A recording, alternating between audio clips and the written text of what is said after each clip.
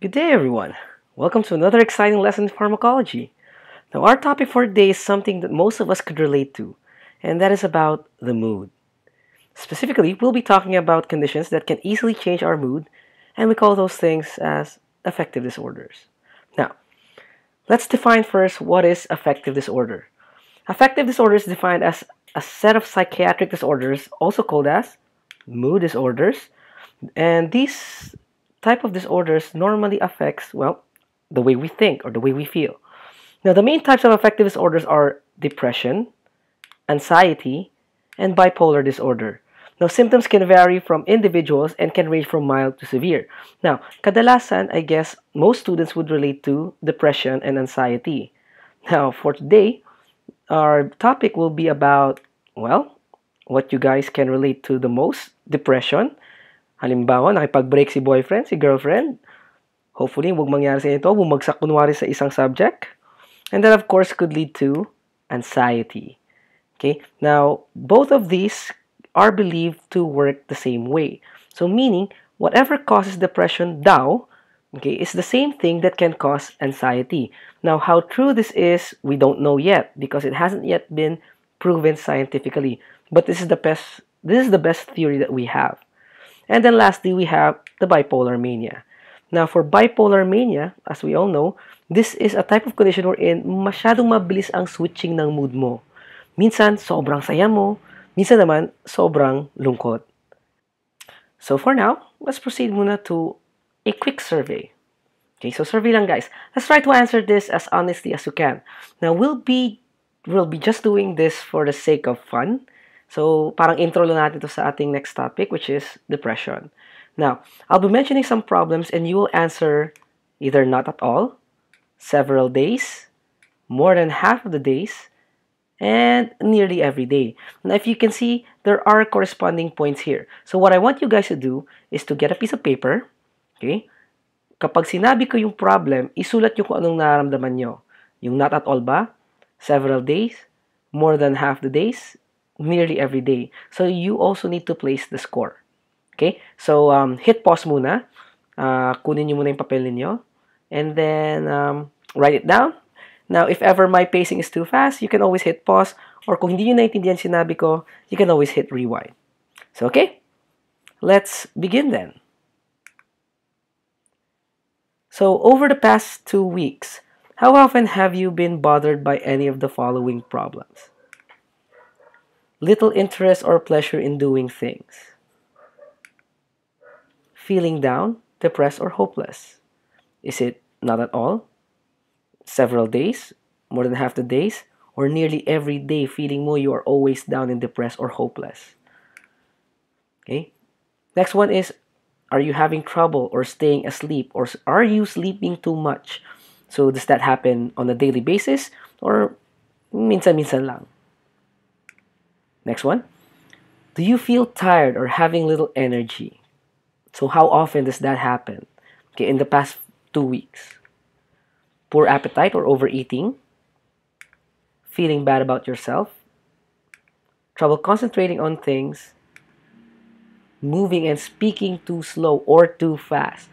Okay, dumating na ba kayo sa punto kung saan pag kinakausap kayo napakabagal nyo na magsalita? Yung tipong, kamusta ka? Eto, okay lang. So, umaabot na ba kayo sa ganon? Gaano kadalas? And then lastly, thoughts that you are better off dead or hurting yourself.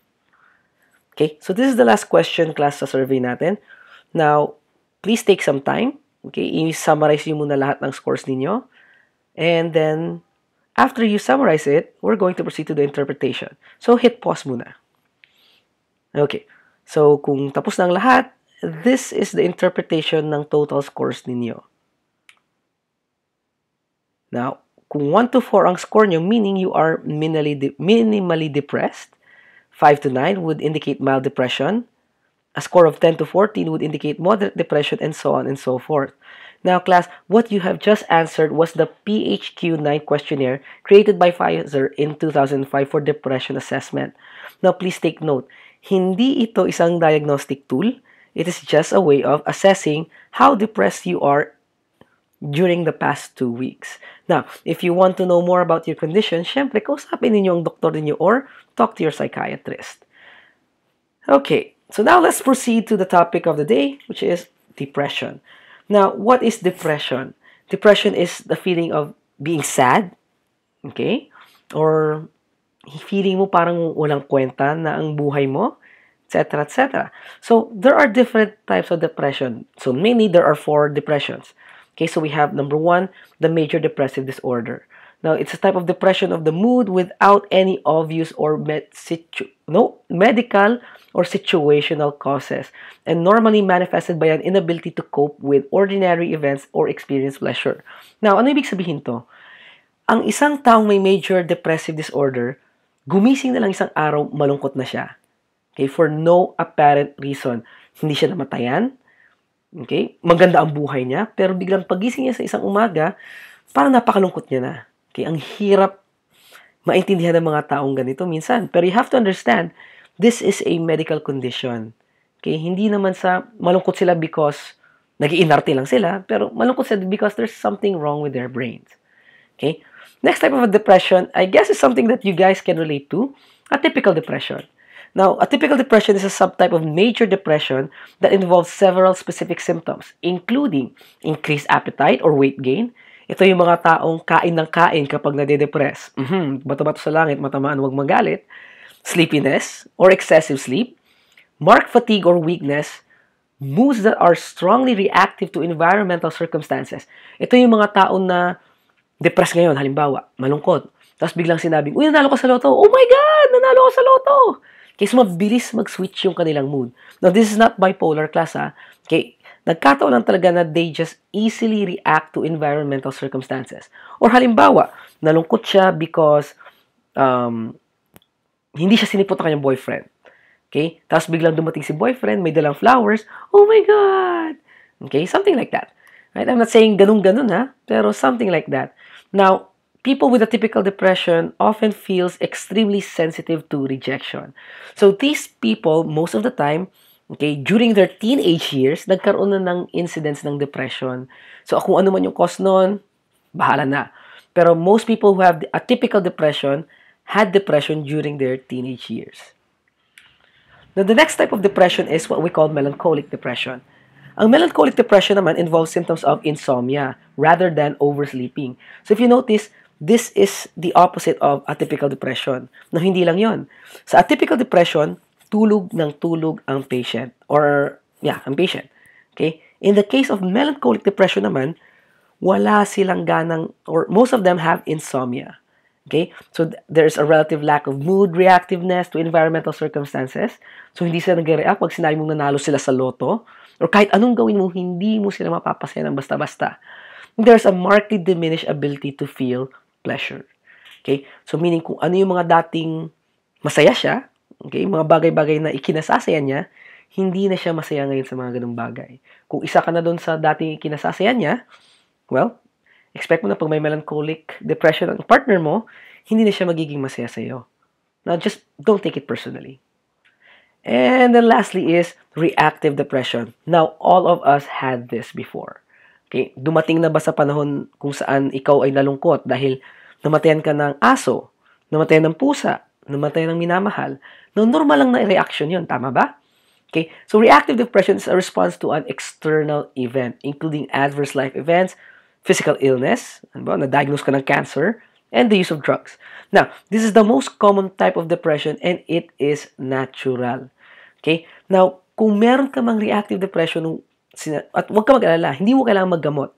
Okay? Kailangan mo lang kausapin ang kaibigan mo. Okay? Mag-relax, matutong mag-chill, etc., etc. However, if you feel sad for no apparent reason for a very, very long time, halimbawa, isang buwan na, malungkot ka pa rin, at hindi mo paliwanag kung bakit, then you might want to consider visiting your psychiatrist. Okay? Most likely kasi, you might have depression. Okay, now, let's talk about the next disorder na related daw sa depression, which is anxiety. Okay? Now, there are several types of anxiety disorders. All are characterized by feelings of nervousness, anxiety, well, obviously, and even fear. Now, the classification includes the following. Number one is social anxiety. Now, this is very common to teenagers or sa mga batang nagbibinata or nagdadalaga. Okay? This one is an anxiety caused by social situations. Halimbawa, lalaki, makipagligaw sa babae. Okay, lalapit na siya, tapos nung nandiyan na ang babae, bigla siyang kinabahan. Dinaga ang dibdib. Hindi nakapagsalita tuloy. Okay? Now, next type of anxiety disorder would be post-traumatic stress disorder. Now, post-traumatic stress disorder is an anxiety, fear, and flashbacks caused by a traumatic event. Now, very common ito sa mga sundalo. What traumatic event could possibly happen to them? Killing an individual. Okay, sino ba naman ang natutuwang pumatay ng tao? Now, during the time of war, okay, syempre, i-deploy ang mga sundalo, tapos papatay sila ng tao. Ngayon, pag ibabalik na sila sa kanilang mga bahay-bahay, hinahon sila ng mga ginawa nila. Okay? Or another example would be babaeng na-rape. Na-rape siya, okay, tapos na. Ang tendency naman ngayon would be binabalik-balikan niya yung memory na yun. And that brings about fear, anxiety, stress. So we call that post-traumatic stress disorder. Okay, nangyari na yung stressor, okay, yung stressful event, pero binabalik-balikan pa rin siya. Okay? Now, next type of anxiety is the generalized anxiety disorder. Now, ito yung meron tayo sa ating case study. Now, generalized anxiety disorder is anxiousness and fear in general with no particular cause. Para siyang major depressive disorder. Kung saan gumising ka isang araw, malungkot ka. Now, sa generalized anxiety disorder, gumising ka na lang ng isang araw, lahat na lang ng bagay, pinoproblema mo. Okay? Everything gives you anxiety. Okay? And the last type of anxiety disorder would be the panic disorder. Now, for panic disorder naman, this is a type of anxiety that causes panic attacks. Okay? It can be a result of generalized anxiety disorder. So, ano ibig sabihin ito? Okay? For panic disorders, well, yun na nga, commonly, cause ito ng generalized anxiety disorder. And at the same time, nagwawala ka dito. Okay? Nagwawala ka because you're panicking. Okay? The last pala na anxiety disorder is obsessive-compulsive disorder. Sorry for that. Now, ito yung mga sinatawag nating ok-ok. Okay? Yung ok-ok, yung very keen to details. Now, this type of disorder is okay, it involves obsessive thoughts that causes anxiety and compulsive actions.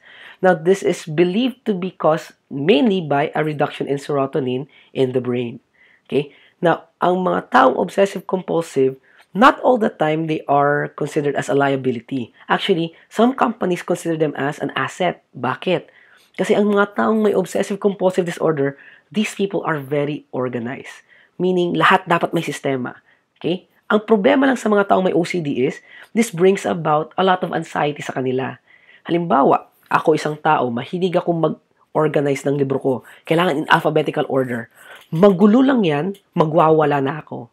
Okay? And that brings about anxiety. And therefore, anxiety can also bring about a decrease in performance. Okay?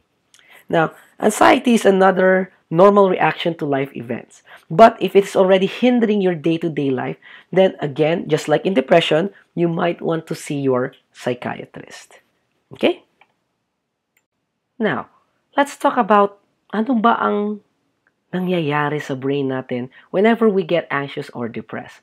So, again, the best working theory that we have for this is the biogenic amine theory. Now, ano bang sinasabi ng biogenic amine theory? Now, sabi nga natin, what's wrong in depression or anxiety? So for us to understand depression and anxiety, let's talk about what happens inside our head when we are depressed or anxious. Okay? Now, according to the biogenic amine theory of depression, there is a drop in norepinephrine, serotonin, and dopamine when one is depressed. Okay? Now, and the most believed reason why we get depression is because of the low levels of serotonin.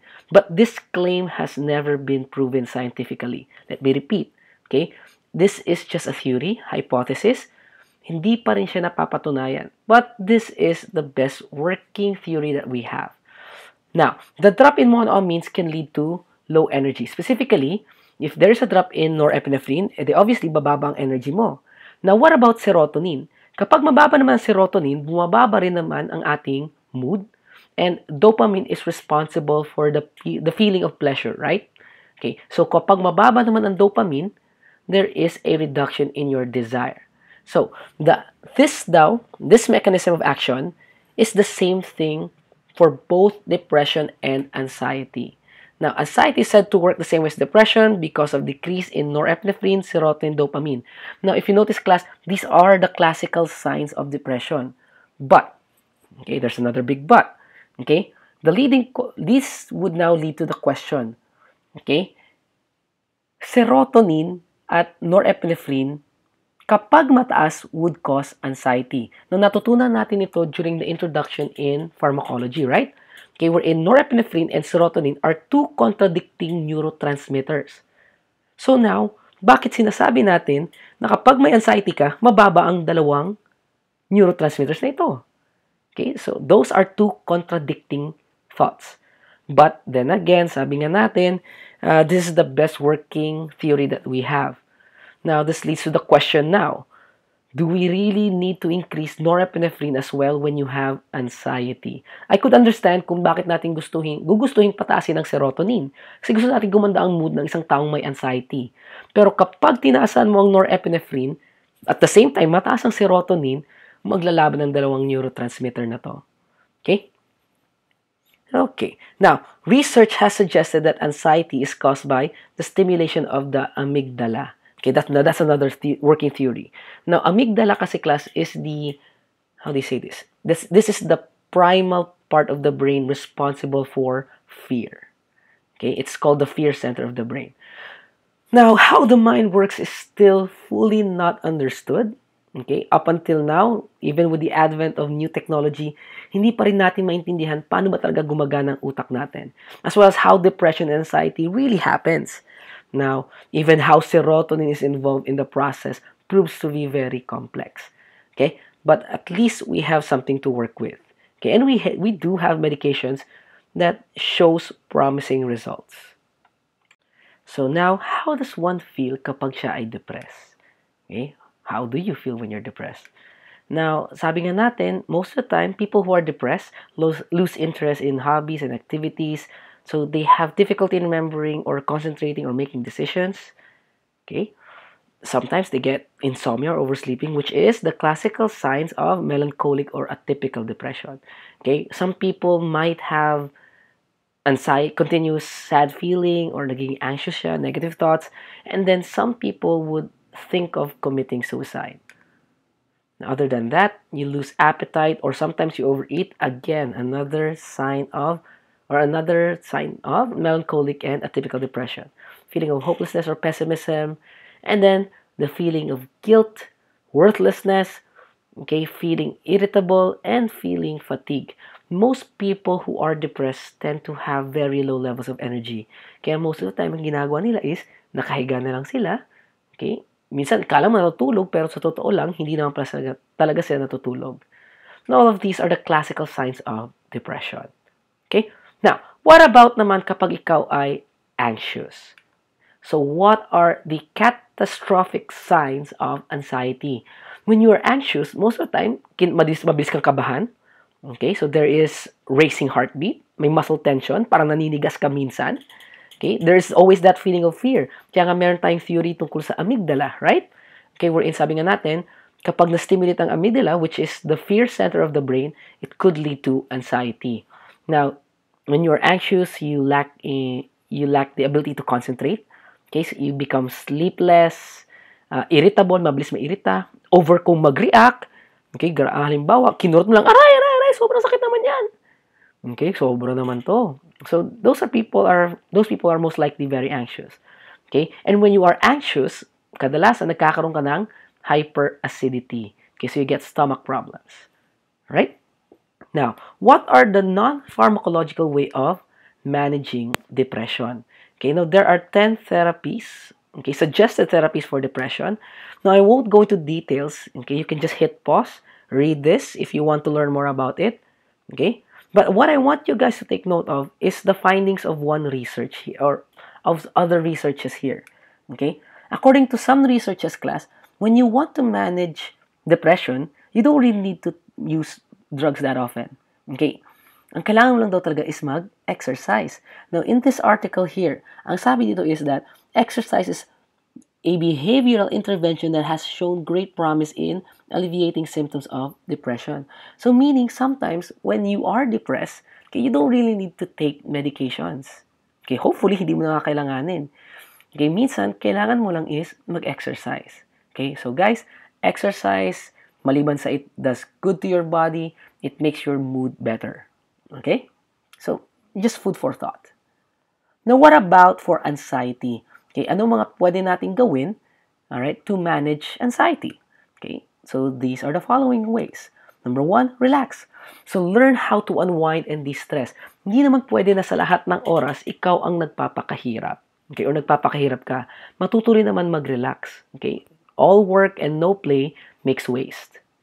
Okay, next one, learn how to simplify things. Guys, matuto kayo dito. Okay? Hindi lahat ng bagay sa buhay dapat mahirap.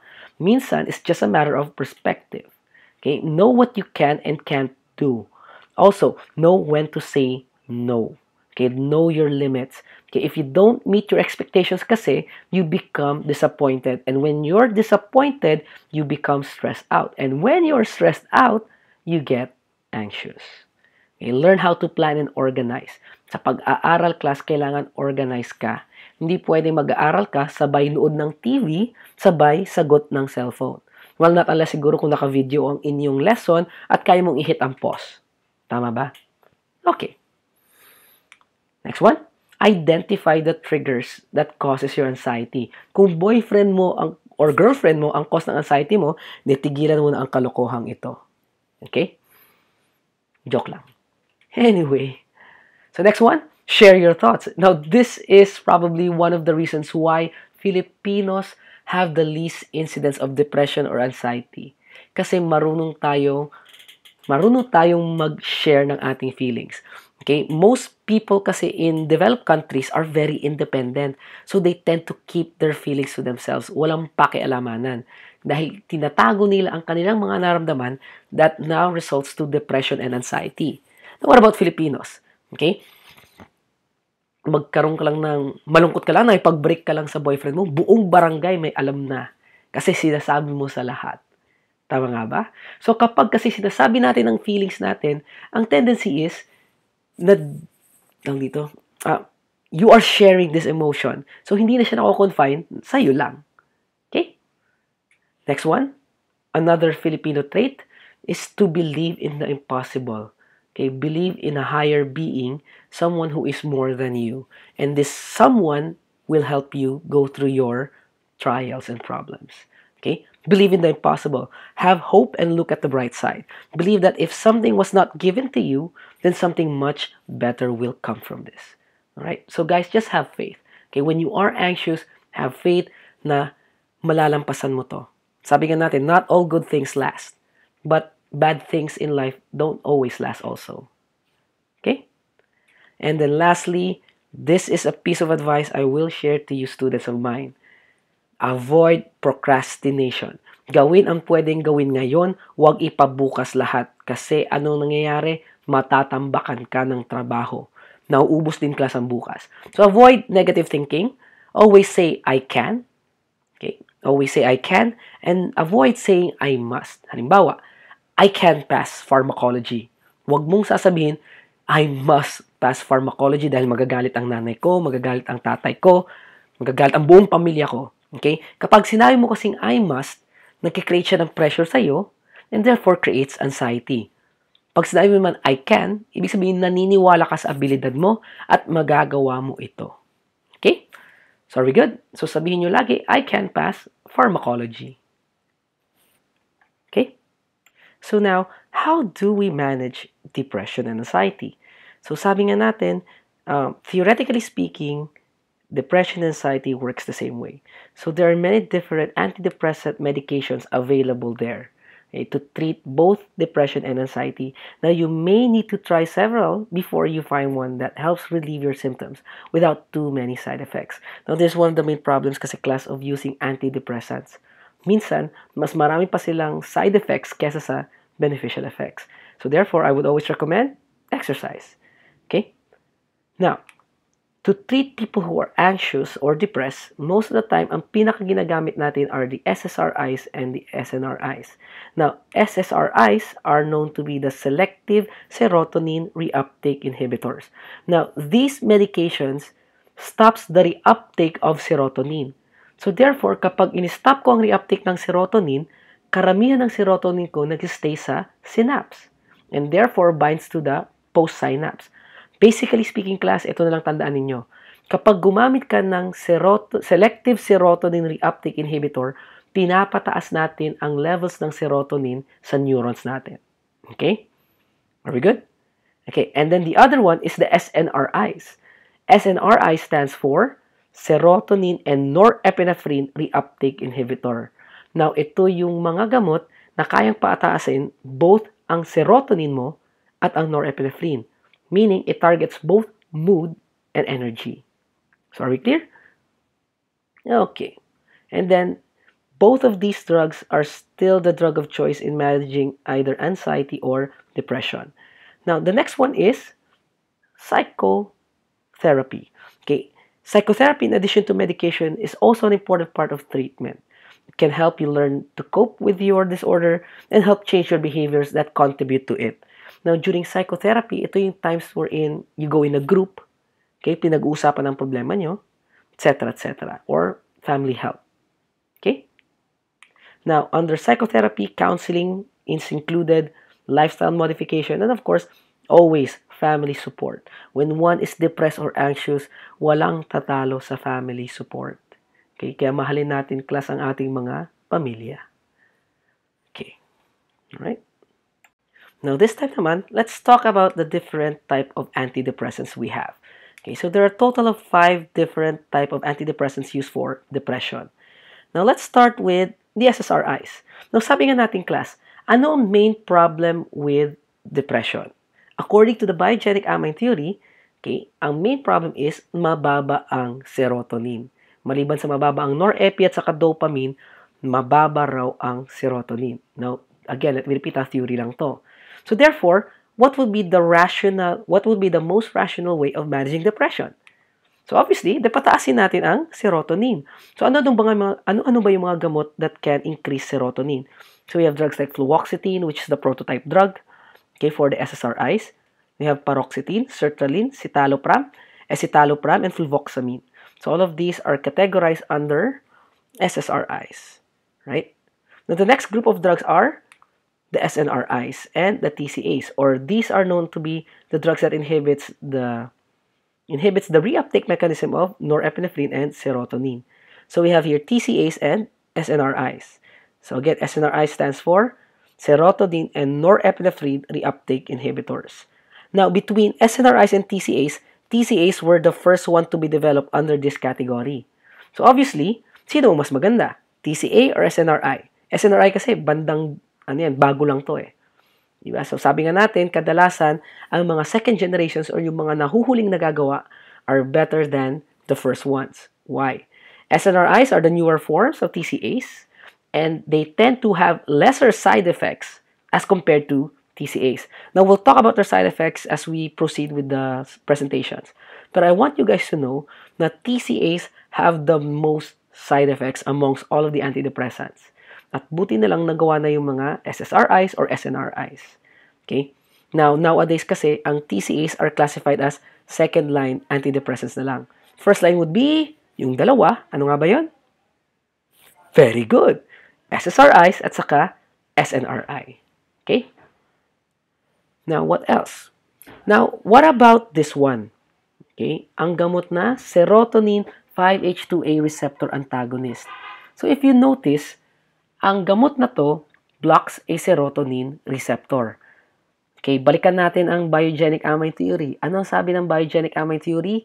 Mababa daw ang serotonin. Isipin nyo na lang, bigyan kita ng gamot na nagbablock sa isang serotonin receptor. Okay? Hindi kaya parang counterintuitive ang process nun? Okay? So, there was a research done about 5-HT2A receptors. Now, according to this research, people who are depressed and even those suicide victims na namatay na, okay, so in autopsy sila, it was found out that these people have more 5-HT2A. So let me repeat ha, ang mga taong daw na-depress at mga taong nagpakamatay, so kinuha yung bangkay nila, chinek yung kanilang levels ng 5-HT2A, majority daw sa kanila, mataas ang 5-HT2A receptors. So this could indicate that overdensity of 5-HT2A could be involved in the pathogenesis of depression. So parang katulad lang sa negative schizophrenia, right? Wherein, sabi nga natin, kapag there is overactivity in the 5-HT2A, nagkakaroon ka ng negative schizophrenia. Kaya nga meron tayong mga atypical neuroleptics which can't block the 5-HT2A receptors. Tama nga ba? Okay, so kung hindi nyo maalala to, balikan nyo ang presentation natin for schizophrenia. Alright? So in this case, class, drugs like trazodone and nefazodone all block serotonin 5-HT2A. Okay? With the principle in mind na kapag ikaw ay depressed, kapag isang tao ay depressed, mataas ang kanilang 5-HT2A. So it would only make sense na i-block ko ito. Kasi when I block this, at least kahit papano, okay, in theory, tataas or ma-elevate ang mood mo. Now, I'm not saying lahat ng serotonin receptors ang ibablock mo. We are referring to one specific serotonin receptor lang. Are we clear? Okay, now, this 5-HT2A receptor is believed to be involved in depression. Na kapag stimulated ang receptor na ito, nagkakaroon daw ng depression. Kaya anong gagawin ko para mawala ang depression ko? Hindi i-block ang receptor na to. Make sense? Okay? Am I still making sense, class? Kung hindi, again, hit rewind, balik-balikan nyo yung explanation ko. Okay? Now, the next type of antidepressants naman we have are the atypical antidepressants. Okay, now, atypical antidepressants are drugs that can't be classified under one MOA. So, sabihin na lang natin na atypical sila. Now, under this, we have maprotilene, amoxapine, mirtazapine, and bupropion. Now, we'll be talking more about this as we go on. And then, the last type of antidepressants that we have, ang dami. Okay, naubusan ako ng hininga. So, we have the monoamine oxidase inhibitor. So, under this, we have the drugs phenelzine and tranylcypromine. Now, class, marami pa actually ang mga MAO inhibitors. Yun nga lang, these are the type of drugs that are no longer used for depression. Okay? They are rarely used. Kumbaga, ginagamit lang sila as second or third line na lang for depression. Now, MAO, in principle, sabi nga natin, di ba, what degrades catecholamines? We have the enzyme monoamine oxidase or the MAO. Now, balikan natin, ano ang problema kapag depressed ang isang tao? Mababa ang serotonin, norepinephrine, at dopamine, which are catecholamines. So, kapag ininhibit ko ang enzyme that destroys catecholamines, ano ang mangyayari sa norepi, dopa, at serotonin ko? Well, obviously, tataas sila. Are we good? So, using that principle, sinasabi natin that monoamine oxidase inhibitors can be used to manage depression. Okay? So, make sense? Okay. Pagpasensya nyo na, parang feeling ko tuloy, ngunguna ako, gawa ng sipon ko. Anyway, so now class, let's proceed naman to the clinical uses of our antidepressants. Okay? Now, most antidepressants will be used for depression. Okay? Specifically for major depressive disorders. Now, most of the time, ang gagamitin natin gamot dito are the SNRIs or SSRIs. So, any drug under SNRI or SSRI can be used for major depressive disorder. And these drugs are effective to 70% of most patients. Okay, I'm not saying everyone kailangan gumamit ng SSRI or an SNRI kapag depressed. Okay, but at least 70% of the population or most patients respond well to these medications. Okay, now next one are the atypical depression. Now, sa atypical depression naman, dito papasok ngayon ang ating MAOIs. Okay? Now, MAOIs can be used for atypical depression. Okay? Kung ang depression mo ay yung tipong kain ka ng kain, very reactive ka to the environment, right? Oversleeping ka when you're depressed. Now, sabi raw nila, MAOIs can help you regain your old mood or a much better mood. Okay? So, are we good? Okay. Now, what else? For anxiety naman, okay, ano naman ang mga gamot na pwede natin gamitin sa anxiety? So, same thing with depression or major depressive disorder. We have SNRIs and SSRIs. Now, what about kung obsessive-compulsive ang isang patient? Okay? Now, kung obsessive-compulsive naman ang isang patient, drug of choice would include clomipramine and fluvoxamine. Now, these are the drugs approved by the FDA. However, class, fluvoxamine under SSRI, since it's under SSRI, meaning we can also use still fluoxetine. Okay? Being the prototype drug for SSRIs para sa obsessive-compulsive disorder. Now, please take note, guys, although SNRIs and SSRIs are the drug of choice for depression and anxiety, it will take several weeks bago lumabas ang kanyang therapeutic effects. So, just like antipsychotic drugs were in, several weeks pa bago lumabas ang effects, same thing sa antidepressants and anxiolytic drugs. Okay? Nahulaan nyo what happens or ano yung unang-unang lumalabas kapag gumamit ako ng antidepressants or SSRI or SNRI. Well, just like with antipsychotics, unang lumalabas ang mga side effects. Okay, so side effects occur immediately. Okay, and then the therapeutic effects of antidepressants normally happen or appear after several weeks of using these medications. Are we good? Okie dokie. Now, what else? Saan pa ba ginagamit ang mga antidepressants? Antidepressants can also be used for chronic pain. Now, if you remember class, isipin nyo na lang, okay? Isipin na lang natin, paano na lang kung araw-araw masakit ang ngipin mo? Okay? You have chronic pain. Now, chronic pain kasi can bring about depression, anxiety, and sleep disturbances. So, obviously, class, because it can bring about depression, it would only make sense na pwede ako magbigay ng antidepressants. Now, what are the antidepressants na ginagamit for chronic pain?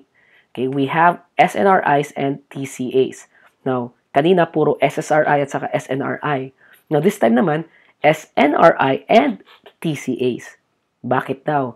Okay, aside from the fact that they create antidepressant effects, SNRIs and TCAs are believed to work directly on the pain pathways. Now, how this work, we're not sure. Okay, pero sabi nila, SNRIs and TCAs can actually lessen the pain that one is feeling. Okay, so hence, ginagamit siya for chronic pain. So ano ba example natin ng SNRIs ulit? So we have drugs like venlafaxine, blah, blah, blah. For TCAs, we have imipramine. Okay? So kailan pa ginagamit ang antidepressants? You can also use it, believe it or not, post-menstrual dysphoric disorder. Now, you might be wondering, what is post-menstrual dysphoric disorder? Girls, kapag kayo dinidysmenorrhea, masaya ba kayo? Okay? Most of the time, you're not. Okay? And it could lead to depression. Now, in the US, simpleng dysmenorrhea, they prescribe girls with, or mga taong nagdysmenorrhea ng fluoxetine and sertraline. So, pili na lang sila doon. So, tayo ba dito sa Pilipinas, anong ginagawa pag may dysmenorrhea ang isang babae? Kayo girls, anong ginagawa nyo? Okay, di ba most of the time, you'll just curl up, kumuha ng unan, okay, hindi kayo mag-hot compress, uminom ng mefenamic acid. Pero have you ever considered taking an antidepressant for your dysmenorrhea? Okay? Kaloka. Anyway, another clinical use of our antidepressants would be, it can actually be used for smoking cessation. Now, anong antidepressant ang ginagamit for smoking cessation? So, we have the drug bupropion. Okay, now bupropion is probably one of the best drug for smoking cessation. Why? Antidepressant na, it decreases pa your cravings for nicotine. So, which helps, of course, manage nicotine addiction. Right? And the next one is enuresis. Now, for enuresis, another lay term for this would be naihi sa kama. Naiihi sa kama. Okay? Now, ang gamot na ginagamit natin dito would be imipramine. Now, imipramine are used infrequently, okay, I'm not saying frequently, but infrequently to suppress enuresis in children over the age of 6 years old and even in adults. Okay? Now, bakit ba ginagamit ang imipramine for enuresis? Because of its anticholinergic effect. Ngayon, balikan natin ulit ang ANS. Sabi sa inyo, hindi kayo tatantanan ng ANS. Okay? Kapag na-activate ang cholinergic nervous system, ano ang nangyayari sa bladder? Very good. Nagko-contract ang ating bladder. So, pag nag-contract ang bladder, lalabas ang wiwi, which could lead to enuresis. So, bigyan kita ng anticholinergic drug. What happens to your bladder? Very good na naman. Nagre-relax siya. So, therefore, naiiwasan ang bedwetting. So, are we good? Make sense? Okay. Now, this time, let's talk about some specific things about our antidepressants. So, namely, pag-usapan naman natin ang tricyclic antidepressants. Now, let's classify them. Okay? And tricyclic antidepressants can be classified based on either siya ay tertiary or secondary amine. Now, ano bang meron tayo dito? So, for the tertiary amines, we have imipramine and amitriptyline. Now, if you monodimethylate these tertiary amines, we tend to produce, okay, these tertiary amines, the secondary amines. Okay, ulitin ko kapag na monodimethylate ang tertiary amines, we create the secondary amines. Now, ano ba ang pinagkaiba ng tertiary versus secondary amines? Tertiary amines mainly block serotonin reuptake. So, anong ginagawa ng mga tertiary amines? Nagpapataas ng serotonin, which is ideal kung ikaw ay depressed. Tama po ba? Okay? Now, what about naman sa secondary amines? Ang secondary amines naman are the SNRIs. Okay? Or almost similar to SNRIs. So, ang ginagawa ng secondary amines are, they block norepinephrine and dopamine reuptake more. Okay? More than serotonin. Alright? So, are we good? Let me repeat, Okay, for secondary amines, okay, hindi lang serotonin ang pinapataas nila. Okay, mas marami silang pinapataas na norepi at saka dopamine. Now, balikan natin ang tertiary amines. For tertiary amines kasi, these medications tend to cause seizures more than the secondary amines. So, are we good? Isa sa mga side effects kasi class na associated with TCAs is that these medications can cause seizures. Mas prominent daw yun sa mga tertiary amines. Now, please remember that. Malay nyo, baka lumabas sa exam or sa quiz. Okay? Now, other side effects for TCAs includes antagonistic at the alpha receptors, muscarinic cholinereceptors, and the histamine receptors. Now, for the alpha receptor blockade, okay, alpha receptor blockade, binablock niya both alpha-1 and alpha-2. Now, by blocking alpha-1 receptors, this is going to lead to, yun na nga, okay, postural hypotension. And because of its blocking capacity sa alpha-2 din, okay, it can therefore decrease the effectiveness of medications like clonidine and methyldopa. Now, para saan nga ba ulit class ang clonidine sa methyldopa? Okay, both drugs are used to manage hypertension. Okay, these are vasodilating drugs. Okay, and how do they work? They stimulate alpha-2. Now, isipin ninyo, paano na lang pag pinagsabay ko ang isang TCA at saka clonidine? TCA which blocks alpha-2 receptors and clonidine which stimulates alpha-2 receptors. So, both medications will cancel out each other. Make sense? Okay. Now, balikan ko lang what about naman kung ang TCA, binalak niya ang alpha-1 receptors? So, sabi natin, ang alpha-1 receptors is responsible for constricting the blood vessels. So, if I block alpha-1 receptors, magdadilate ang blood vessels ko. At ano ang mangyayari sa BP natin kapag nagdilate ang blood vessels? Okay? Sabi nga natin, bababa ang blood pressure. At minsan, kapag sobrang bilis bumaba ng blood pressure, ano ang ginagawa ng puso natin? Diba? Pag biglang bumagsak, ang gagawin ng puso natin is kakabahan siya. Kasi bakit biglang bumababa yung BP ni boss? Kasi bakit biglang bumababa ang BP mo? So, ang reaction ng ating puso is magkakaroon siya tinatawag na negative feedback. So, para hindi agad-agad bumagsak ang BP, papaanda rin niya or magkakos siya ngayon ng tachycardia. Na kapag nag-tachycardia, ano mangyayari sa BP natin? Tataas. So, therefore, ang blood pressure mo, hindi siya agad-agad babagsak, dahan-dahan lang. Maliwanag? Okay? So, that kind of tachycardia is what we call the reflex tachycardia. And again, reflex tachycardia is another classical symptom or side effect associated with tricyclic antidepressants.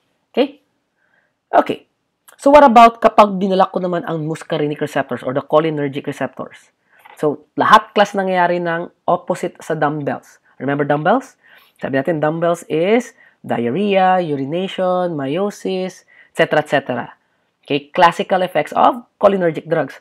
So, pag binaliktad ko ang dumbbells, ano makukuha ko?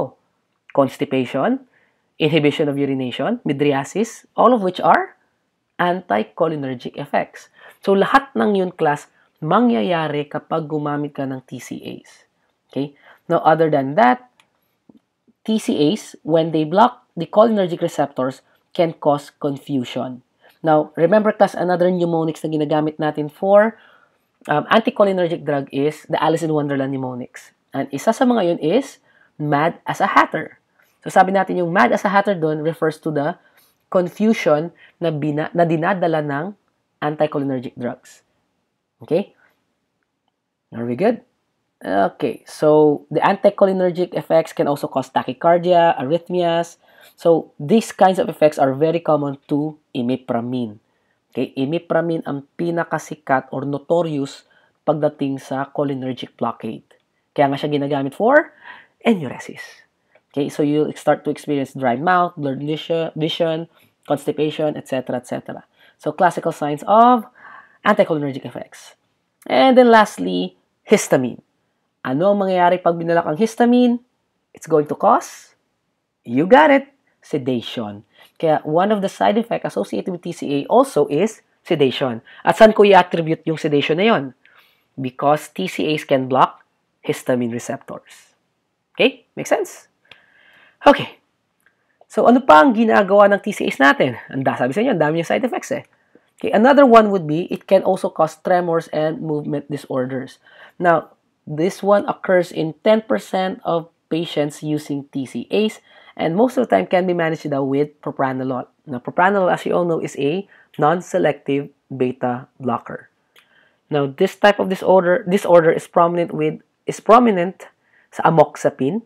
Okay, amoxapine, which tends to inhibit norepinephrine and blocks dopamine. Now, what happens nga ba, class, kapag na-block ang dopamine sa nigrostriatal pathway? Very good. It causes Parkinson's-like disorder, which is manifested by, you got it, tremors. Okay? Okie dokie. Now, what else? Another main side effect associated with tricyclic antidepressant is weight gain. Okay? Classic ito, guys. Kumbaga, pag ikaw gumamit ng TCA, pwedeng mawala yung ibang side effects pero hindi nawawala ang weight gain. Okay? Followed by sexual dysfunction and suicidal ideation. Actually, hindi lang naman limited sa TCAs ang suicidal ideation. Suicidal ideation meaning, kapag gumamit ka ng TCAs, minsan it triggers suicidal impulses. Now, not only for TCAs, it can also be seen in SSRIs. Okay? So, nakakatawang isipin na gumagamit ako ng antidepressants para gumanda ang mood ko. Ngunit, kapag gumamit ako ng antidepressants, pwede rin pala ako magkaroon ng thoughts of committing suicide. So, what an irony. Okay? So, anyway, what about naman for the severe side effects associated with TCAs? So, severe anticholinergic and antiadrenergic signs, okay, could happen. Respiratory depression, arrhythmias, shock, seizure, coma, and death. Now, just in case, okay, gumamit halimbawa ang patient natin ng TCA, naka-experience siya ng arrhythmia, okay, an antidote for that would be sodium bicarbonate. Okay, sodium bicarbonate kasi is a basic compound and imipramine is an acidic compound. So, put both together, you form a salt which is soluble in water. Sabi nga natin, acid plus base equals ionize. Ionize, absorb, excrete. Very good. Okay? Kapag ang sodium bicarbonate sumama sa ang TCA sumama sa sodium bicarbonate, manineutralize siya, sasama na lang yun sa wiwi to be eliminated. Are we good? So, arrhythmias or any cardiac toxicities associated with TCAs can be treated with sodium bicarbonate. So, are we clear? Okay. So, yun isa sa mga problema kasi with TCAs. They can cause cardiac toxicities. So, obviously, kung ang patient ko may hypertension or history ng heart attack, hindi ko siya bibigyan ng TCA. Kalokohan na yun. Okay? Now, next one. What about for seizures? Anong bibigay ko? One of the drug of choice na pwede ibigay sa seizures brought about by TCAs would be benzodiazepines. And what about for shock? Ano nga ba klase nangyayari sa blood pressure natin kapag nagkakaroon ka ng shock? Tumataas, bumababa. Very good. Okay, sabi nga natin, pag you're in shock, bumababa ang blood pressure. So, obviously, ano ang gagamitin ko to manage shock? We can use IV fluids. Okay, magbigay ka ng suero. At the same time, give norepinephrine for that. Okay? Okay. Okie dokie. So now, let's talk about naman the next type of antidepressant, which is the SSRIs. Okay, or the serotonin, or the selective serotonin reuptake inhibitors. So, kahit baliktarin nyo na lang guys, same lang din naman yan. Okay? Now, what are the things that we need to know about SSRIs? So, let's talk about their duration of action. Okay, specifically, the duration of action of fluoxetine. Now, fluoxetine class can last for several weeks inside your body, even after you take your last dose. Okay? Now, the advantage kasi of SSRIs is that it produces fewer side effects as compared to TCAs. So, nakita nyo man kanina, di ba? Ang haba ng listahan ng side effects associated with TCAs, lalo-lalo yung kanyang cardiac toxicities. Now, when you use SSRIs, they don't have cardiac toxicities, which is actually very good. Okay? Now, other than that, it has little sedation, postural hypotension, anticholinergic effects, etc., etc. So, generally, kapag may depression daw, the drug of choice would be to use an SSRI. Okay, daw ha. Okay, to use SSRI daw. Okay, sabi nga kasi natin, hindi pa rin naman napapatunayan na kapag depressed ka, mababa ang serotonin mo talaga. Now, fluoxetine has the longest duration of action because kapag na-metabolize siya, it creates an active metabolite which is norfluoxetine. Now, norfluoxetine, okay, is the active metabolite of fluoxetine. So, kakasabi ko nga lang. Sorry.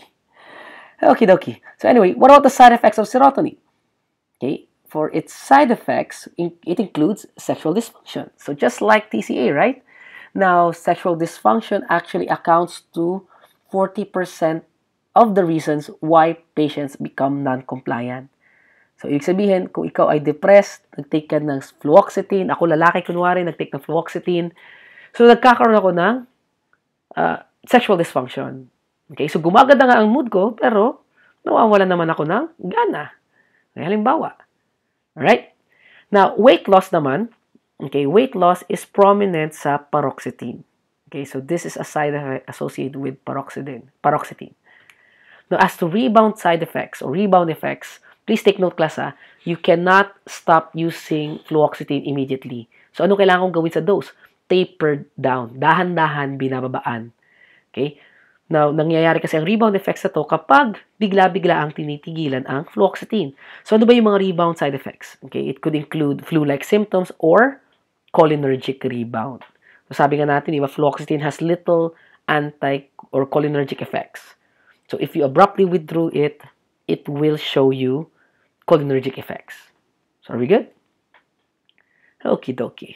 Now, for withdrawal, this is very prominent naman sa paroxetine and sertraline.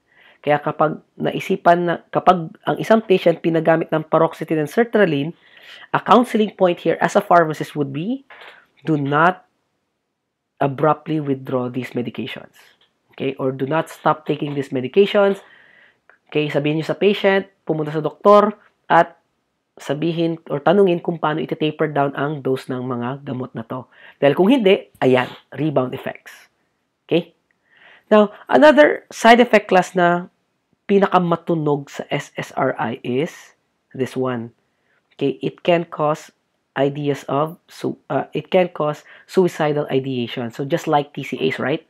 Now, sabi nga natin class is dahil sa effect nilang ito, ni-require ng FDA na ang kanilang mga kahon like Prozac, okay, boxes of fluoxetine or boxes of TCAs like imipramine, kailangan meron silang black box warning. Ano ang laman ng black box warning na yun? Warning, this drug can induce suicidal thoughts. Are we clear? Are we good? Now, yung suicidal thoughts na ito, common daw ito sa mga children at adolescent and including young adults. Now, siguro class, kwento lang ha, narinig yun naman sa US yung mga gunning. Okay, may mga taong pumupunta sa schools, tapos pinagbabaril yung mga bata, yung mga tao doon, tapos saka sila papakamatay. Okay, alam nyo bang lahat silang gumawa nun is under the influence of Prozac or fluoxetine. Okay, so FYI na lang din sa inyo yun. Okay, so what else? Now, about using SSRIs. So sabi nga natin, anong ginagawa ng SSRIs? They elevate levels of serotonin. Now, what if sobrang tumaas ang serotonin levels ko. So what do I get now? I get what we call the serotonin syndrome. Okay, serotonin syndrome happens due to high levels of serotonin. Now, please take note, when you get serotonin syndrome, it can cause tremors, hyperthermia, muscle rigidity, which now brings about hyperthermia, and cardiovascular collapse. Now, does this happen a lot? No. Okay, it only happens rarely. Are we good? Okie dokie. So next group of antidepressant drugs naman natin would be the serotonin and norepinephrine reuptake inhibitors, or what we call as SNRIs. Now what about, so ano meron naman sa kanilang side effects? Okay, their side effects are just similar to SSRIs. So if you want to write down the side effects of SNRIs, press rewind, tignan nyo yung side effects ng SSRIs kasi almost the same lang sila. Okay? Now other than that, okay, SNRIs can actually increase blood pressure, heart rate, cause anxiety, believe it or not, okay, and insomnia. Now, this is attributed to the fact that SNRIs can also elevate norepinephrine. So, just like what I've said a while ago, right? Kapag may anxiety, di ba, most of the time mataas ang norepi. So, kapag binigyan mo ng SNRI, baka palalain mo lang ang kanyang anxiety. Okay? Pero nakakatawang isipin na ang drug of choice for generalized anxiety disorder is an SSRI or an SNRI. SSRI siguro makes sense ba? Pero SNRI, questionable. Okay? But sabi raw nila it works. Okay, I don't know. I'm not sure. Right? So anyway, another side effect naman associated with SNRIs are hepatotoxicity. Now again, this type of effect happens very rarely and is prominent now or mostly associated with duloxetine. Okay? Okie dokie. Now, next group of drugs are the serotonin 5-HT2A receptor antagonist. So, sabi nga natin, di ba, ano ba ang nangyayari kapag na-stimulate ang 5-HT2A? So, sabi nga natin, stimulation or overdensity of 5-HT2A could lead to depression. So, an increase in this activity or an increase in the activity in this receptor could lead to depression. So, therefore, what should I do? Okay? Sabi nga natin, i-block natin, okay, to counteract the effects of depression. Right? So, drugs like trazodone can be used for this one. Now, what are the side effects of these drugs? Okay, they are highly sedating, can cause GI disturbances, postural hypotension, priapism, and hepatotoxicity. Now, the sedation part here, very prominent than ang trazodone. Or kumbaga, trazodone can cause this. Why? Because trazodone has a similar structure to alprazolam. If you remember, guys, what is alprazolam? Alprazolam is a benzodiazepine, which is a sedative, hypnotic, and anxiolytic drug. Now, trazodone has almost the same structure as alprazolam. Okay? Next one. Trazodone can also cause priapism. Now, what is priapism? Priapism class is defined as a sustained, painful erection. Okay? So, guys, okay, fine. Let's not elaborate. Naka-record ako. Okay. And then, hepatotoxicity. Hepatotoxicity naman is prominent for nefazodone. Now, please take note, hepatotoxicity occurs very, very rarely. Okay? Okay, okay. Now, the next group of antidepressants natin would be the atypical heterocyclic antidepressants. Now, these drugs, okay, in terms of mechanism of action, is almost similar to TCA. Okay? Now, yun nga lang, sabi nga natin, most of their MOAs, hindi natin makategorize sa isang group, so let's just call them atypical. Okay? Pero still, most of these drugs share the same properties as that of TCAs. So we're good? Okie dokie. Now, side effects would include weight gain, sedation, seizure, cardiotoxicity, anticholinergic effects, and movement disorders. Now, isa-isahin natin to. Okay, so let's try this one. Now, for the weight gain class, ang pinaka-prominent na atypical antidepressant there would be mirtazapine. So, mirtazapine is well known to cause weight gain. Okay? Next drug naman is maprotilene. Now, for maprotilene, it causes three things. Okay? Or it's well known for three side effects. That includes sedation, seizure, and cardiotoxicity. Okay? Next drug is amoxapine.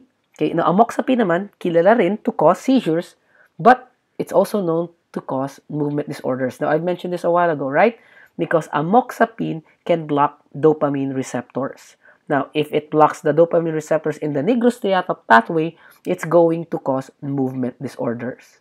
Okay? Or parang EPS, or Parkinson's-like disorder. Okay? Okay. And then, the next one class is bupropion. Okay, so sabi nga natin, diba, bupropion, ginagamit natin to for what? Smoking cessation. Okay, now, bupropion, kinagandahan niya class is, it has no anticholinergic effect. Very good? But, ayun na naman yung but na yan. Okay, bupropion was once well known to cause seizure and weight loss. Actually, class, nilabas na siya sa market back in the 1980s.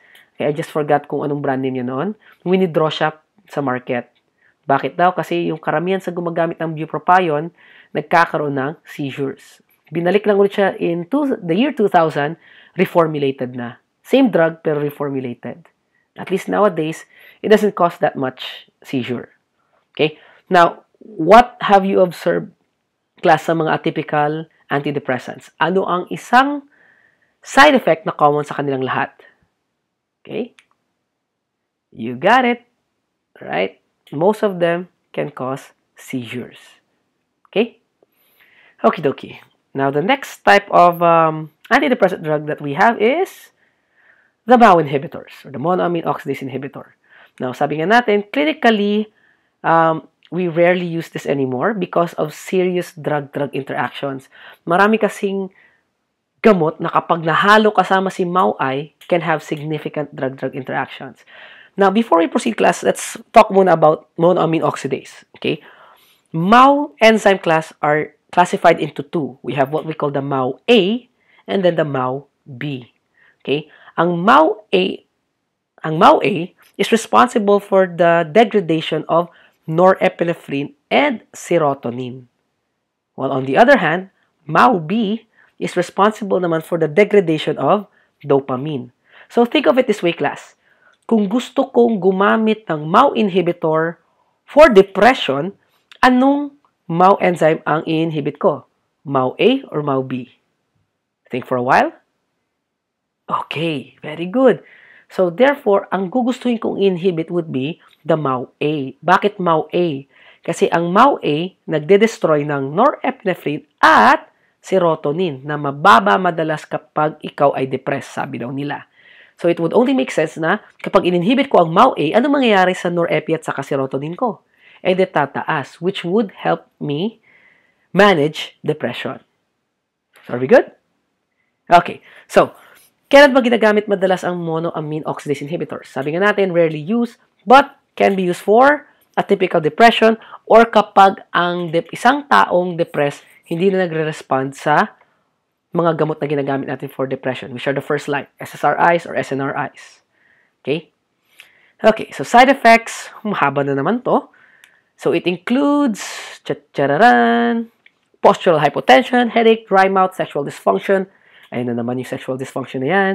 Weight gain and sleep disturbances. So sometimes, class, kapag magbibigay ka ng antidepressants, tanungin mo ang patient, Ma'am, willing ka bang magkaroon ng weight gain? Kasi sometimes, patients would rather be depressed than to gain weight. Okay? Okay. So now, yung sexual dysfunction class, sexual dysfunction here is very prominent for phenelzine. Okay? The monoamine oxidase, the MAO inhibitor, phenelzine. Okay? Now, some things to take note of with the use of MAO inhibitors. Okay? Sabi nga natin, bakit na-limit ang gamit ng MAO inhibitors? It's because of their severe drug-drug interactions. Now, ano ba yung mga drug-drug interactions nila? Okay, it can cause headache, nausea, cardiac arrhythmias, hypertensive crisis, and subarachnoid bleeding, and stroke. Okay, now I guess the most classical drug-drug interaction associated with MAO inhibitor is the hypertensive crisis. Now, this hypertensive crisis and subarachnoid bleeding or stroke is brought about by taking in tyramine-rich foods. So, ano ba yung mga tyramine-rich foods? Halimbawa, kapag nagtitake ako ng MAO inhibitor, kumain ako ng kumain ako ng cheese, chicken liver, uminom ako ng wine or beer, these food are rich in tyramine. So what will happen now? Okay, dahil mataas ang tyramine, tyramine is a pressor agent, okay, or pinaparami niya ang pag-release ng catecholamines. Okay? So ulitin ko kapag kumain tayo ng mga food na rich in tyramine, these tyramine-rich foods will act as pressure agents. Pressure agents will tend to increase the release of catecholamines such as norepinephrine. Now, think of it this way, class. Ano ang ginagawa ng MAO inhibitors? They increase catecholamines, which includes increase in norepinephrine. Now, pagsama natin, tyramine-rich food, which increases norepinephrine, plus a MAO inhibitor, which increases norepinephrine. Pag pinagsama, sobrang taas ng norepinephrine mo. Nagets? Are we clear? So therefore, kasi pag tumaas ang norepinephrine, what will happen to your heart? Okay, magta-tachycardia siya, causing now hypertensive crisis. Now, hypertension crisis class is categorized as a systolic blood pressure greater than 180 mmHg. Are we clear? Let me repeat. Hypertensive crisis is classified as a systolic blood pressure greater than 180 mmHg. Okay? Okie dokie. Now, obviously, kung masyadong mataas ang BP mo, anong pwedeng mangyari sa'yo? Pwede kang ma-stroke. Okay? Okie dokie. Now, let's talk about some frequently asked questions. Okay? Now, do antidepressants elevate mood in normal individuals? So, does it, class? Kung hindi ako depressed, halimbawa, trip ko lang, try ko mag-Prozac. Okay? Pwede ba? No. Okay? These drugs are not stimulants. Gusto mong sumaya, mag-take ka ng CNS stimulants like, never mind, huwag ko nang banggitin. Okay? Pero class, they do not elevate the mood for normal people, pero if you're normal and you take fluoxetine or any antidepressants, lalabas ang side effects nito. Okay? You'll get the side effects but not the beneficial effects. Okay? Next question. Are SSRIs more effective than TCAs? Okay, is it? So sabi nga natin, di ba? Kaya dapat natin pinapaulit-ulit. Mas superior or mas magandang gamitin ng SSRIs as compared to TCAs. Now, are they more effective? So the answer is no. They are all equally effective. Actually, halos lahat naman ng antidepressants, pare-pareho lang ang efficacy. Saan lang sila nagkakatalo? Side effects. Are we clear? Side effects. So, between TCAs and SSRIs, di hamak naman na mas safe ang SSRIs. Are SSRIs better than TCAs in terms of efficacy? No. But SSRIs are more safe to use. Hence, kadalasan sila ang ginagamit natin to manage depression. Okay? Now, next question. Okie dokie. So, when should you expect to see a change in mood in patient? Okay, so kung gagamit ka ng antidepressants, kailan ba ito lalabas? So, sabi nga natin, di ba? We said a while ago na it would take several weeks bago lumabas ang appreciable effects ng antidepressants. So, normally, it takes about 2 to 3 weeks before elevation in mood occurs or becomes apparent. What about the side effects? Sabi nga natin, side effects can occur immediately. Okay, next question. Can TCAs and MAOIs be given together for added benefit? Pwede ba? Well, kung gusto mong mamatay, pwede naman. Okay, so sabi nga natin, class, wag na wag mong pagsasabay ang TCAs, MAOIs. Or actually, wag kang magsasabay ng kahit anong antidepressant drug. Okay? Sabi nga natin, di ba? Mahirap magsabay-sabay. Delikado yun. Okay? Na especially, class, sa gamot. Okay? Bakit? Kasi pag pinagsama natin ang mga antidepressants, it could create convulsions or coma in our patient. Or it could cause convulsions and coma to our patients. So, are we good? Okay. So, again, class, ang rule of thumb kasi in treating depression is use one drug at a time. Never combine them. Okay? Next question. So, why are SSRIs contraindicated with MAOIs? So, for the same reason as a while ago. Yun nga lang, this time, let's be more specific. It causes serotonin syndrome. Okay? Okie dokie. So that's pretty much the end class for anxiety and depression. Okay, so any questions so far? Okay, so again, if you have any questions, please feel free to email me. You already know my email. That's ldelaluna@ceu.edu.ph. So don't be shy, class. Kung sakaling ayaw nyo man ako, hindi nyo ma-email, okay, you can always visit me sa faculty room or ask me directly sa ating class. Okay? Okay, now let's talk about the next disorder, affective disorder that we have. And that is the bipolar disorder. Okay? Bipolar disorder means having periods of depression and periods of mania. Depression, nalulungkot.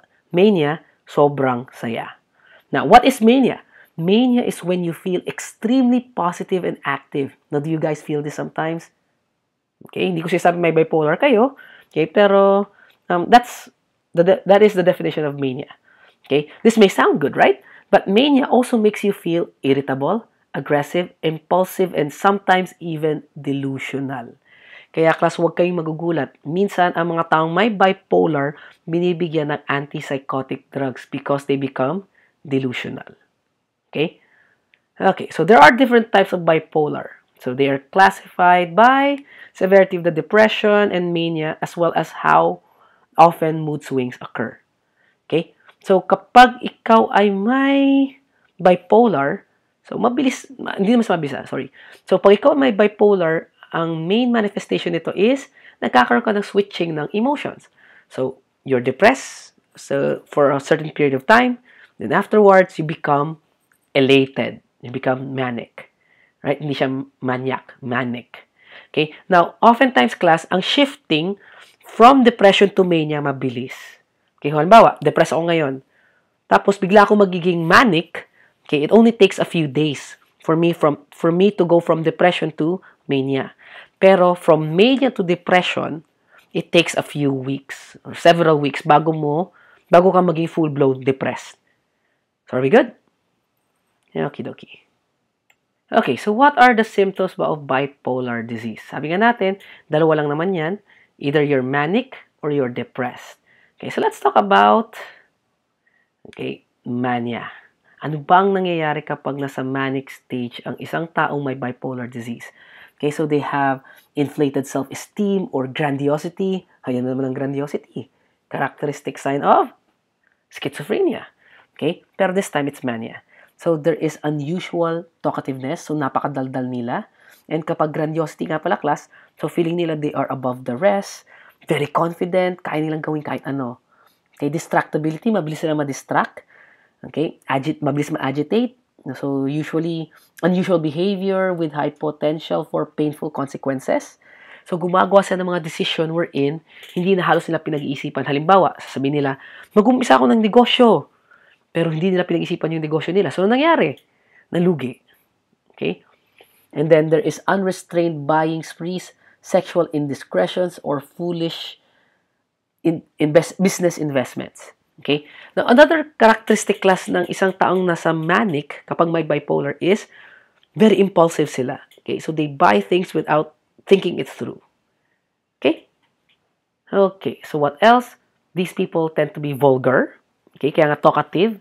So, when they say something, napaka-vulgar nila. And isa class sa pinaka-defining factor kapag ang tao ay nasa mania or nasa manic stage is most of the time they love wearing neon-colored shirts. Bakit? Because they want the attention. Tapos kapag magbe-bracelet yan or gagamit ng jewelries, yung tipong yung bracelet niya mula wrist hanggang kilikili. Okay? Or di kaya yung kanyang kwintas, mga 10 kwintas. Para lang mapansin siya. Okay, again, the feeling of grandiosity. Pero I'm just exaggerating, class, ha? Okay, pero most of the time, these are the signs of mania. Now, what about depression?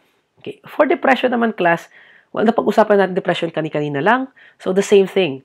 Okay, when you are bipolar, you get depressed. Okay, parang, kaya ang mahirap, class, sa bipolar is, minsan na may misdiagnose siya. Okay, bipolar, instead of bipolar na diagnose, anong nagagawang diagnosis? Depression. Now, minsan kasi mahirap kapag ang isang taong bipolar, binigyan mo ng antidepressants. Why? Kasi mabilis siyang mag-shift from depressed to manic. Ang hirap kapag nasa manic stage ang patient. mahirap silang i-handle, at the same time, baka naging delusional pa siya. Alright? Okie dokie. Now, what are the common signs of mania? So we have class the mnemonics dig fast. Okay? So it's distractibility, indiscretion, grandiosity, flight of ideas. Kapag flight of ideas naman class, ito yung mga tipong mabilis magpapalit-palit yung ideas niya. Okay? Marami siyang ideas. Now again, some people class who are manic can be considered as an asset sometimes because they have so many ideas. Okay? Now, other than that, people who are in their manic stage no longer find the need to sleep. Okay, so they are sleep deficit because class sobrang dami nilang ideas na gustong gawin, hindi na tuloy sila makatulog. Maliwanag? Okay. And what else? They are talkative. So nasabi natin kani-kanina lang yan. Okay, dokie. Now, how do we classify class? Bipolar disorder. Now, ang bipolar kasi class, you can classify it based on the feelings of the individual. Okay, paano ko malaman yung feelings niya? Siyempre, interview siya ng psychiatrist. Now, sabi nga natin class, in bipolar, there is shifting in your mood. Pwede kang maging extremely happy or extremely sad. Kapag you are happy, you are in your manic stage. Now, kung nasa full-blown mania ka class, this is where psychotic features of bipolar happens. Okay? And the symptoms could last for 1 week or more. At least 1 week. So kapag ako bipolar, okay, kapag na-experience ko ang mania, full-blown mania, magiging full-blown mania ako for an entire day. Or an entire week or more. So are we good? Minsan kasi class, ang naisip natin sa bipolar is masaya sa umaga, malungkot sa hapon. Tawag doon mood swing. Okay? Not necessarily bipolar. Pag bipolar kasi class, may cycle yung taong ito. So in this case, kapag severe mania, okay, at least 1 week siyang manic. Okay? Now, what about hypomania? Ang hypomania naman is just right. Sabihin natin just right for someone who is bipolar. Okay? Meaning, masaya ka kapag ikaw ay hypomania. May hypomania. So you don't have the psychotic features of full-blown mania. Okay? And most of the time, class, people who are hypomanic, kaya may hypomania, can be happy and creative at the same time. Okay? Now, kapag normal or balanced ka, ang tawag natin dun is euthymia. Okay? So, meaning, I guess most of us are in euthymia, right?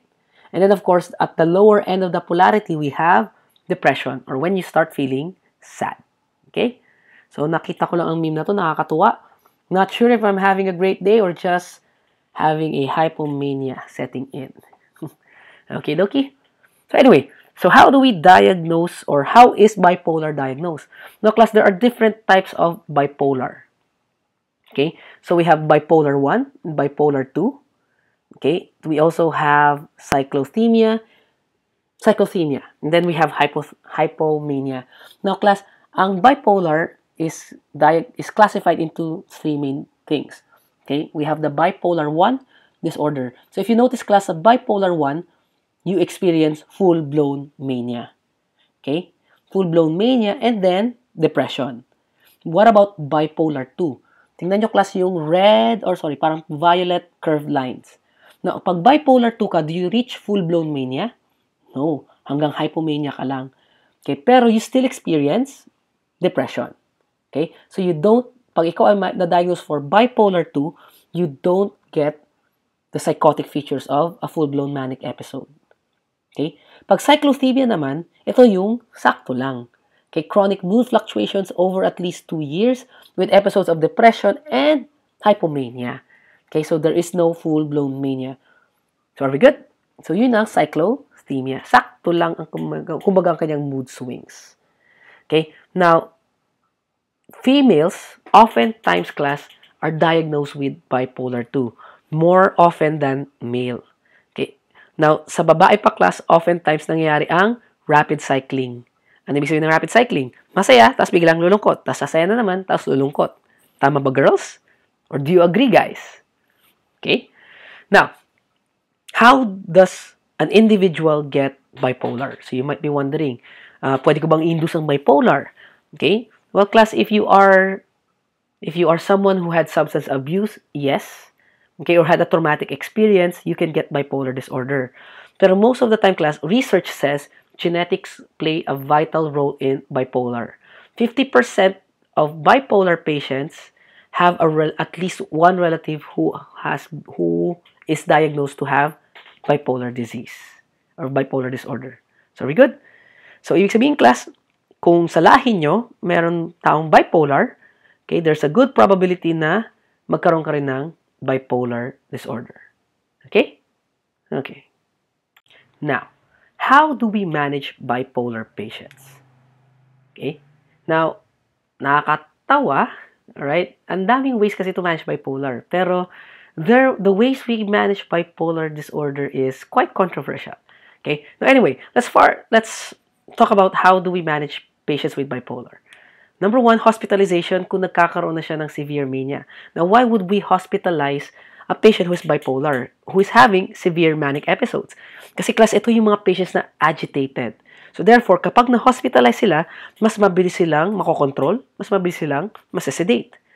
Now, the drug of choice for bipolar patients would always be a mood stabilizer. Now, mood stabilizers class includes lithium and anticonvulsant drugs. Are we clear?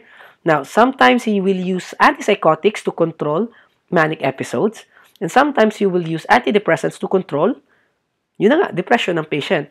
However, you have to watch out kasi baka biglang mag-switch ang patient. Pag sinabi natin switch from depression, isang araw lang, manic na agad siya. Minsan hindi lang hypomanic eh. Nagiging hypermanic ang patient. Kaya delikadong ma-misdiagnose ang bipolar. Okay? Now, the controversial way of managing bipolar disease class is the electroconvulsive therapy. So isipin nyo, no? Uso pa rin pala hanggang sa ngayon ang electroconvulsive therapy. Now, is this the drug of choice? No, but it is said to be is this the procedure of choice? No, but this is said to be the most effective way of managing bipolar disease. Okay? Bakit daw? Kasi raw, electroconvulsive therapy resets the brain. Okay? Now, yun nga lang, of course, at least now, medyo mas humane na tayo. Back in the 20th century, back in the 1920s, very barbaric ang electroconvulsive therapy. Okay, now how does this work? Again, we still cannot explain. Pero yun na nga, ang best guess natin is that it restarts the brain. Now, when you do this procedure class, ang gagawin sa patient is, if you see in the picture, tulog siya. Kasi, ang taong electroconvulsive therapy, pinapatulog using anesthetics para hindi niya maramdaman ng pain. Okay? Other than that, bibigyan din ng patient ng muscle relaxants para hindi siya magkaroon ng severe convulsions. Nakilala niyo si John Nash? Ang kanyang convulsive therapy is insulin shock. Now, that is barbaric. At least now, pwede natin bigyan ng muscle relaxant ng patient at the same time, bigyan ng anesthetics para hindi niya maramdaman ng pain. So, therefore, ang gagawin lang is put electrodes on the brain. Okay, yan, makikita niyo sa patient. Nilagyan siya ng mouthpiece para hindi niya kagatin yung dila niya. At the same time, nilagyan ng electrode sa brain. Now, this will create electricity and restart the brain, as they say. Okay? Okay. Now, another treatment, of course, the best one would still be CBT. CBT class is cognitive behavioral therapy and then psychotherapy. So under this, it includes lifestyle changes, so avoiding substance abuse, and of course, having an effective coping mechanism. So are we good, class? So generally, class, how we manage bipolar is up to our psychiatrist.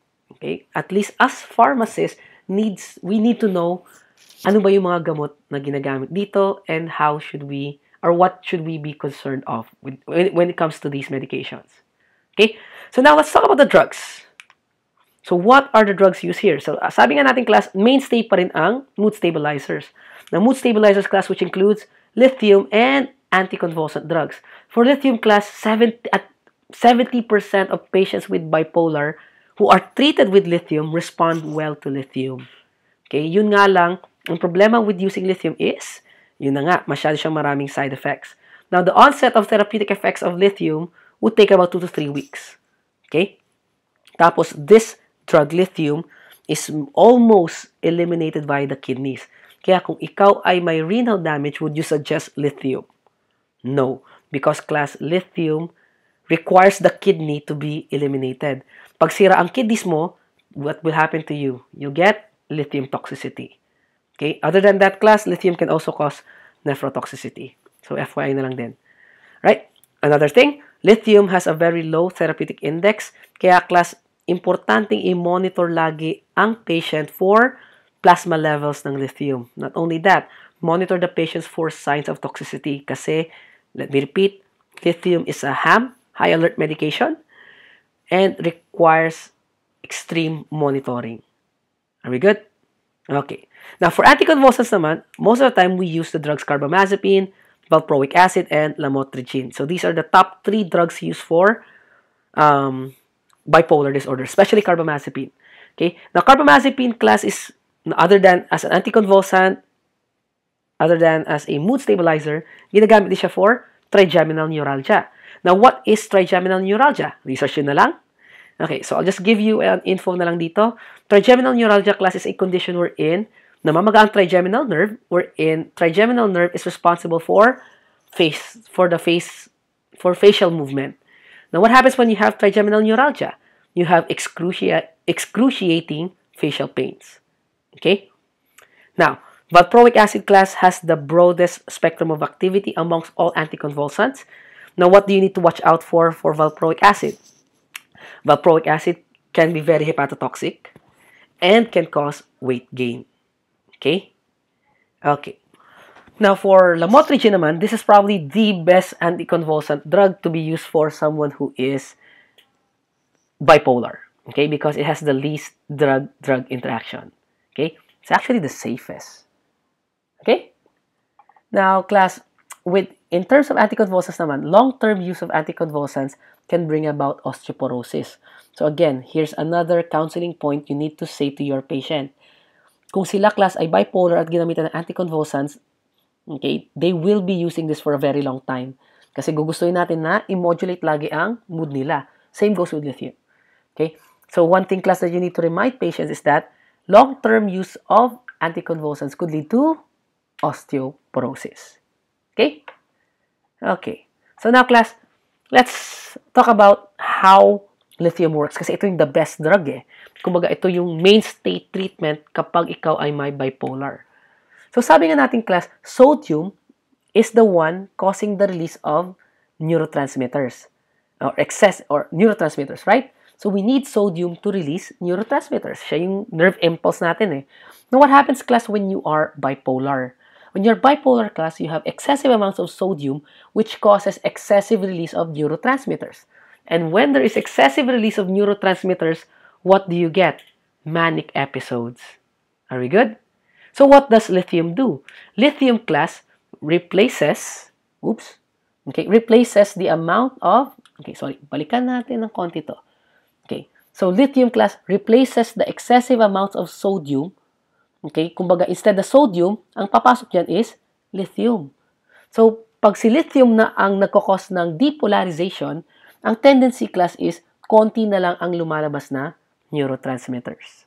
Okay? So, therefore, managing the effects of bipolar mania. So, are we clear? Okay. So, now let's talk about the side effects naman of lithium. So, sabi nga sa inyo class, side effects niya are very dangerous. Okay? Now, one of the side effects class associated with lithium is diabetes insipidus and goiter. Now, these are rare side effects, meaning madalang lang mangyari to. Now, how do we get diabetes insipidus for lithium? Lithium kasi class can inhibit ADH. ADH which stands for anti-diuretic hormone. So, kung wala akong anti-diuretic hormone dahil gumamit ako ng lithium, ano mangyayari sa akin? Ito magkakaroon ako ng diuresis. So, ihi ako ng ihi. So, kung mapapansin nyo sa picture class, ang tao, katabi niya ang urinal. Kasi ihi siya ng ihi. So, class, what's the problem with diabetes insipidus? Okay? With diabetes insipidus class, dahil ihi ka ng ihi, ang tendency is you lose electrolytes. At the same time, you become dehydrated. Now, class, tandaan nyo, hindi lahat ng diabetes may sugar involvement. Okay, diabetes mellitus, yung may sugar involvement. Diabetes insipidus naman involves anti-diuretic hormone. Are we good? Okay. The next one naman is goiter. Class, lithium can cause goiter. Okay, so it has something to do with the T3, T4 hormones produced by the thyroid glands. So, anong ginagawa sa T3 and T4? Lithium can chelate or inhibit the amounts of T3 and T4. So, what will the thyroid gland do? Dahil hindi siya nakapag-produce ng enough T3 and T4, okay, triiodothyronine and thyroxine. So, if the thyroid gland cannot produce these hormones, ang tendency is mag-overwork siya. So, kapag nag-overwork ang thyroid glands, voila! Ano mangyayari sa kanya? Mamamaga siya at lalaki. You get goiter. Okay, now as for the most common side effect associated with lithium, we have GI upsets and hand tremors. Now, class, GI upset is the most prominent. Kumbaga, kapag gumagamit ka ng lithium, hindi mawawala ang GI upsets and the fine hand tremors.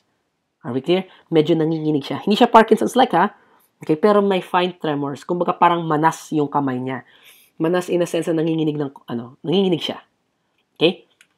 Now, sodium depletion, class, take note, can cause lithium toxicities. So, avoid using lithium together with drugs like furosemide, thiazide diuretics. Kumbaga, yung mga diuretics natin, huwag kang gagamit nun kapag nagtitake ka ng lithium because it can increase lithium toxicity. And confusion, class, is the first sign of lithium toxicity. Are we good? So, GI upsets, hand tremors, yan, common yan. Hindi mawawala. Pero malalaman mo, class, na nagkakaroon na ng lithium toxicity ang patient kapag nagkakaroon siya ng state of confusion. Are we good? Are we clear? Okay, class. So, this ends our topic for affective disorders. I forgot to make a last page. So, again, I hope, class, you learned something new sa ating lessons for today. I hope this online session is helping you guys review much better and more effectively. And so with that, class, if there are any questions, again, feel free to ask me, email me if you want, okay, or ask me sa klase natin, okay? So with that, class, thank you very much for participating once again, and I wish you all good luck, okay, sa quizzes man or sa exams natin, okay? So, thank you very much.